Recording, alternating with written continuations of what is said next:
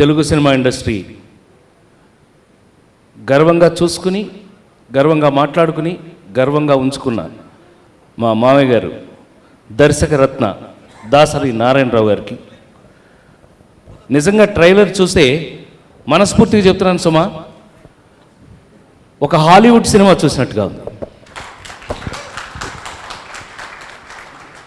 నిజంగా నాకు చాలా సంతోషమైన విషయం ఏంటంటే, మామయ్య గారు చెప్పారు 3 తరాల్లో ఆయన తరం గురించి.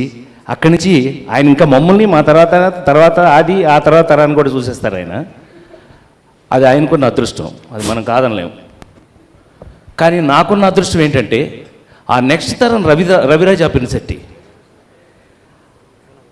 పుణ్యస్త్రీ అనే ఒక సినిమా, ముత్యమంత ముద్దు అనే ఒక సినిమా, నా జీవితంలో నేను ఎప్పుడూ మర్చిపోలేని సినిమాలు. మా అదృష్టానికి ఇవాళ ఆ నిర్మాత గారు కూడా ఇక్కడే ఉన్నాడు, కెఎస్ రామారావు గారు. Thank you very much పెద్దబాయ్.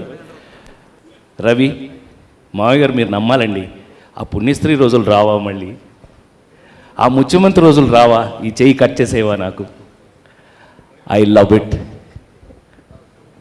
నిజంగా రావు, అలాంటి రోజులు రావు. ఏది ఏమైనా మేము అది గోల్డెన్ పీరియడ్ అనుభవించామని చెప్పడానికి మాత్రమే అది కేవలం నేను గుర్తు చేసుకున్నాను.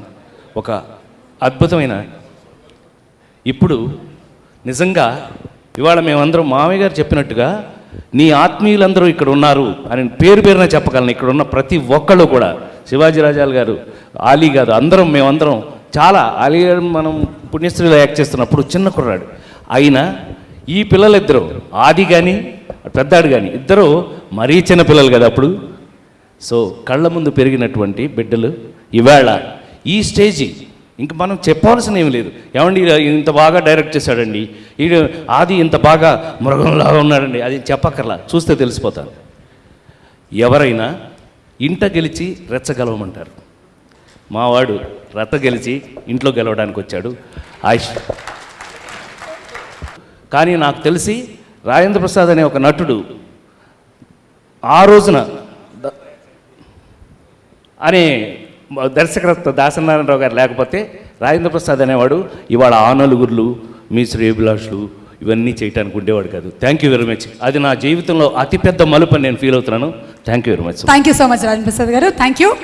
ఉన్న బిజీ షెడ్యూల్స్లో గౌక్కను మర్చిపోయి ఇటో వెళ్ళిపోయి ఉంటే నిజంగా ఇంత మంచి రోజు మిస్ అయ్యేవాడిని నా జీవితంలో. ఎందుకంటే